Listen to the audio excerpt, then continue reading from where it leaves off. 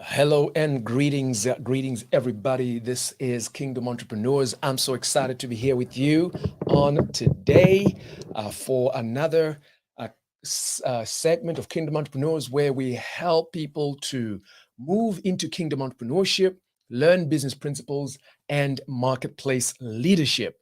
I'm so excited today because I have one of our special guests, a lady you're going to see in just a moment who is phenomenal, a phenomenal entrepreneur and an author as well. So today we're going to be talking to her and having a conversation around her work and the book that she has recently released. All right. So before I get my special guest on to the screen in just a moment, I want you to just let me know where you're watching us from. This is coming to you live. So if you can tell me where you are watching us from live, so I can just welcome everybody that's with us live, and we'll jump into this the session that we have on today. I'm going to ask you as well to go right ahead and share the broadcast. Please tell somebody that we are live and we are doing great and amazing things even right now. All right, I see Crystal watching from Montebello, California. Good to see you. And again, happy Thanksgiving to all our American friends. Unfortunately, we don't have Thanksgiving in the UK, but we are enjoying all the turkey pictures on the Facebook timeline from the US.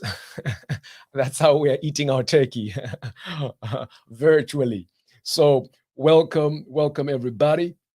It's going to be amazing. A few minutes of power.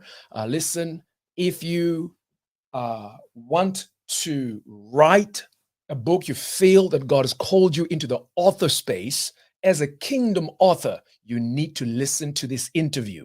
All right, this lady is amazing. She's written 2 books already, and I know more coming down the line. So I want you to tag somebody in the comments if you feel God is calling you to write, to share your message by being a scribe. This interview is going to really inspire you and motivate you. All right, all right. Listen, guys, let me know where you're watching us from. In just a minute, we're going to get Romanah on the screen. But I just want to make sure that everybody is live and is connected with us for an amazing few minutes of just sharing this incredible story of Romanah and her journey as an author and entrepreneur as well. Awesome, awesome, awesome. All right. Thanks to everybody that is sharing, and thanks to everybody that is joining us live even right now. Okay, I've just done share this on my page.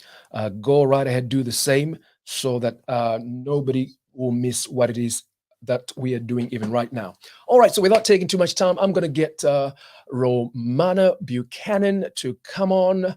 Hello, Romanah, drum roll. Hello, Welcome, welcome. everyone. Hi, Joe. Thank you for having me. Hello from my daughter as well. Rain is Uh, joining us today's interview. Awesome. We've got Rain. I have a feeling that Rain, your daughter, is going to steal the show today. Potentially, yeah. Awesome, awesome, awesome. Listen, so quick introduction.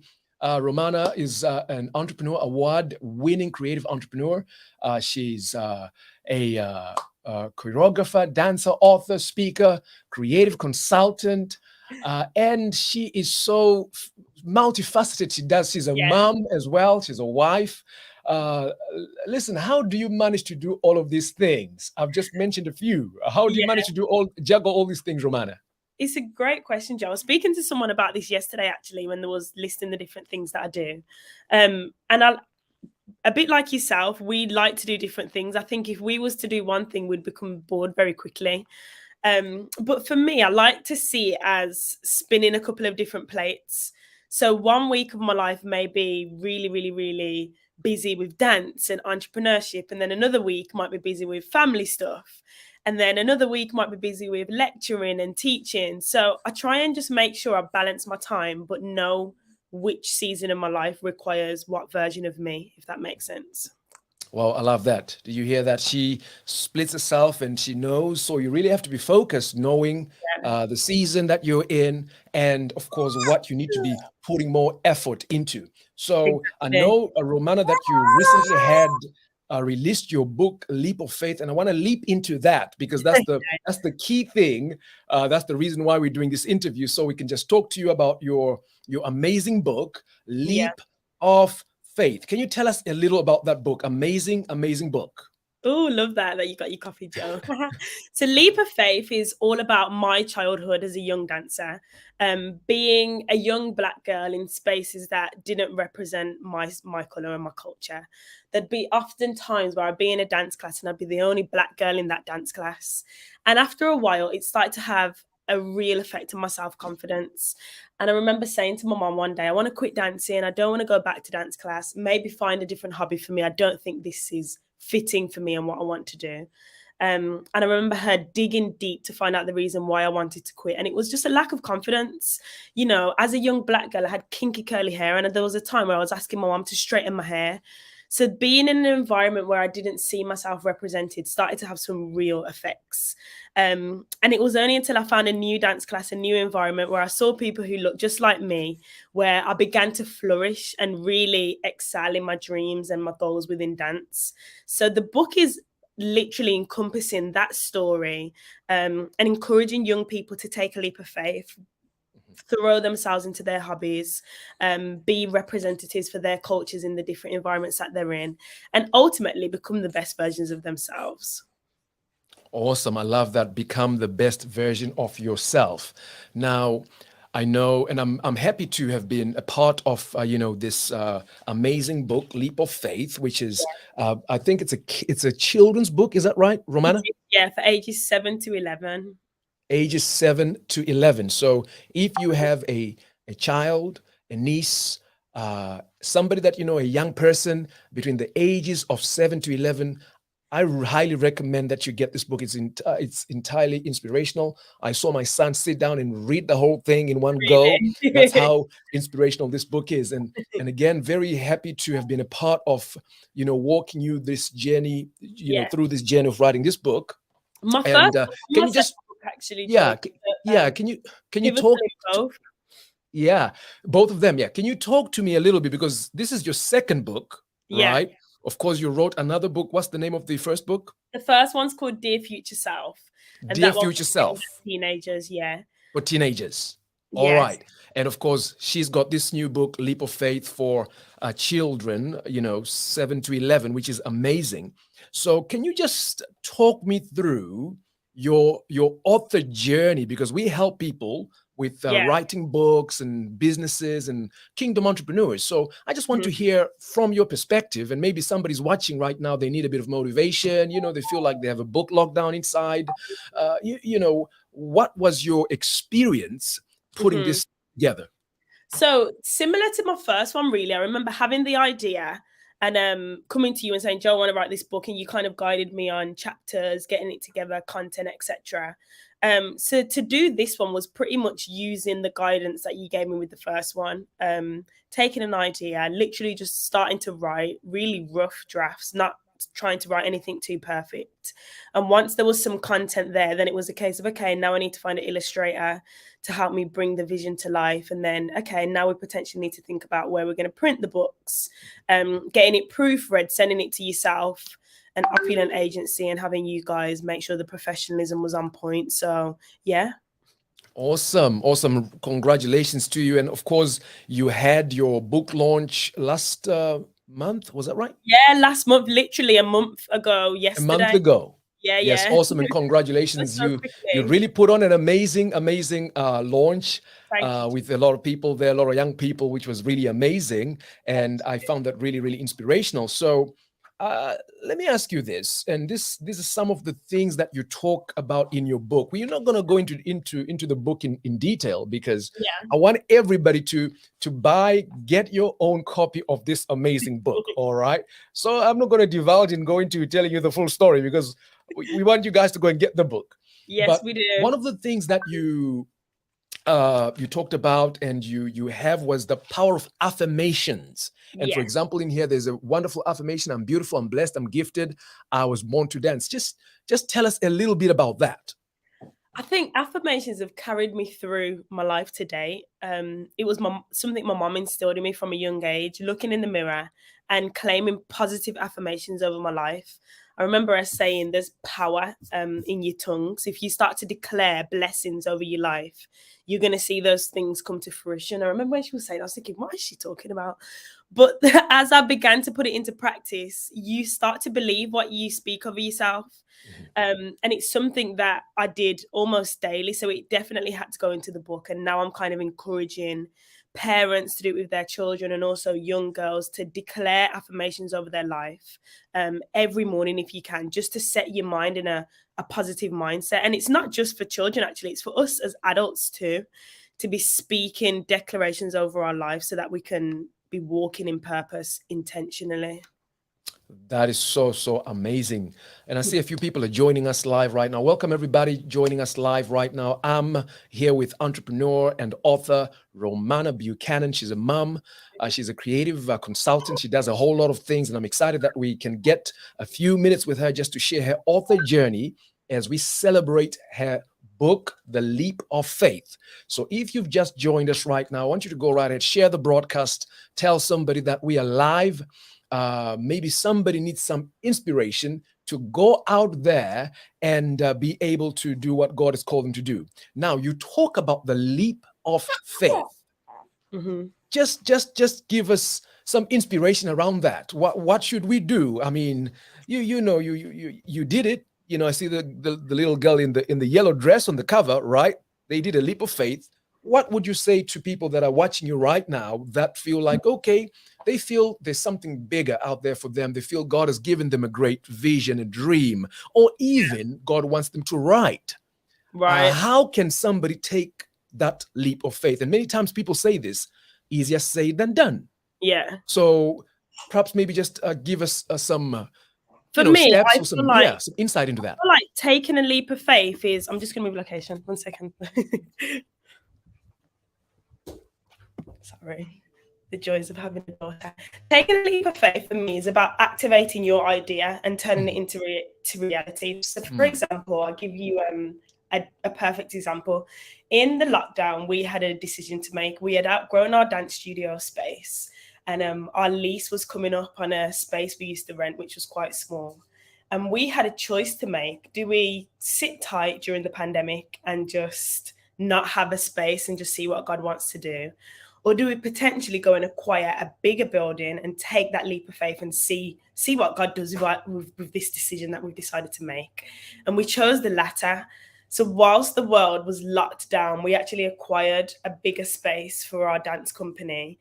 Bearing in mind, no one could come and visit it. We were still in the depths of the pandemic, but we took that time to renovate the space, get it ready. And the moment those restrictions were lifted, the place was booming. And now we've actually outgrown that space and are actively looking for a bigger one. So that's a perfect example of taking a leap of faith, even when all the odds are saying you potentially shouldn't make that move, or it doesn't make sense mathematically, or you potentially scared to step out and do something new. When you do take a leap of faith, God honors that, you know what, you are requiring more of him, you're asking more of him, and then he backs your decision making.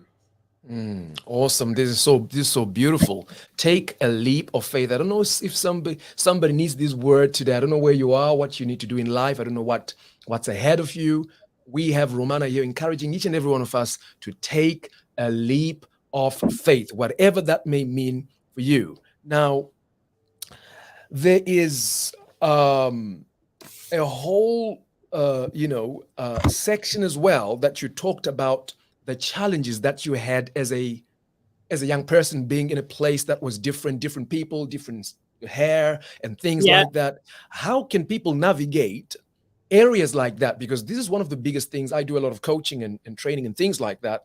One of the biggest things that I hear from others is literally the effect of what other people say about them. Yeah. As something that stops them from moving into the things, as taking the leap of faith. Can you speak into that?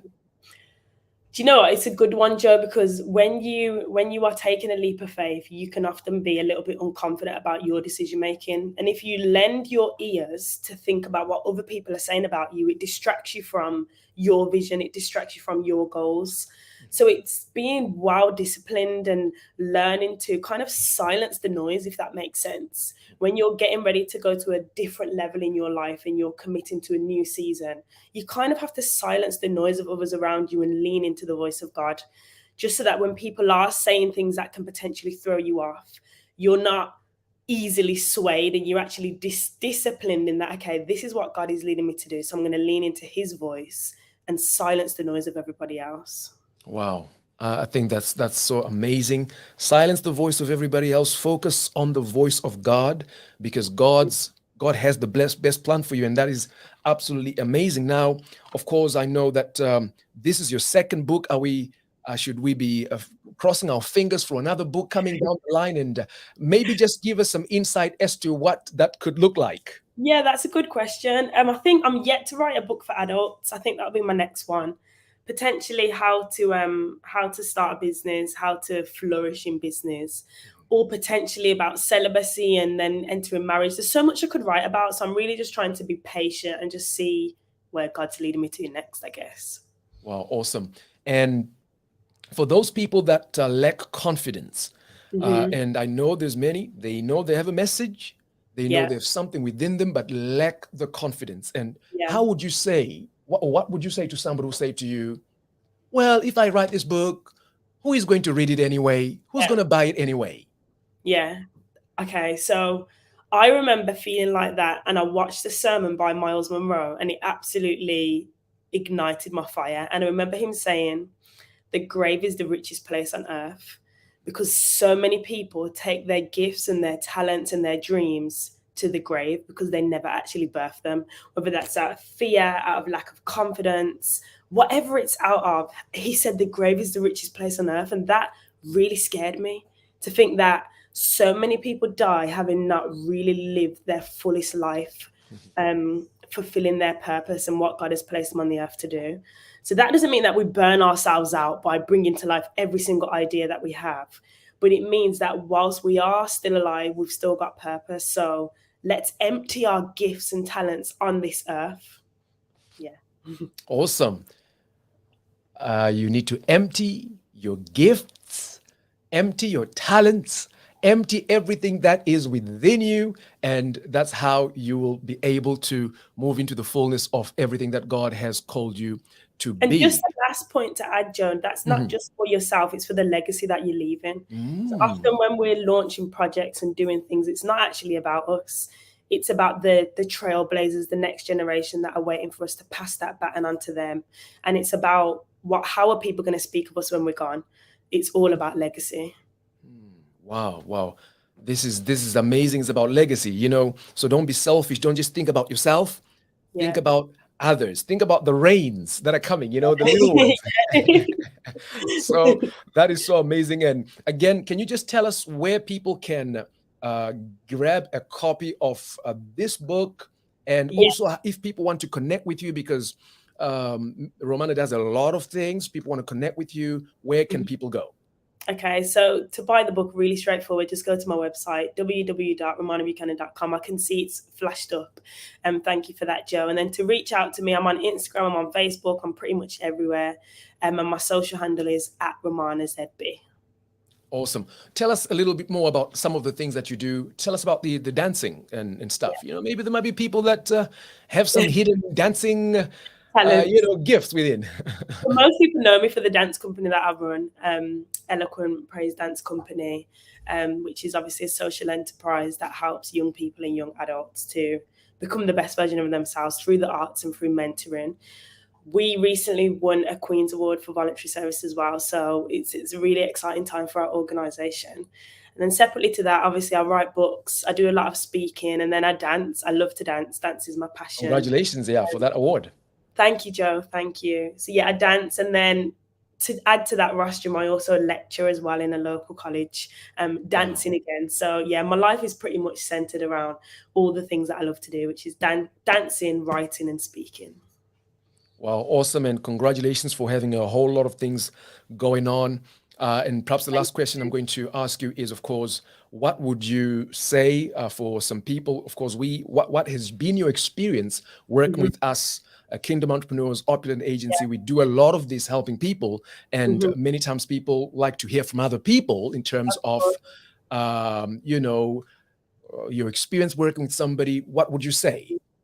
I'd say I'm really fortunate. Obviously, I have you and Josie in my life, and in multiple ways, not just in business, but also as family and friends. So I'm really blessed to know you. I think once I was introduced to you, you've allowed me to flourish, particularly as an author, as an entrepreneur, and always challenging me to do more and expand what I'm doing. And if I bring ideas to you and say, Joe, you help me to get clarity on how I can actually maximize them and potentially turn it into a career, turn it into something that feeds me back financially as well.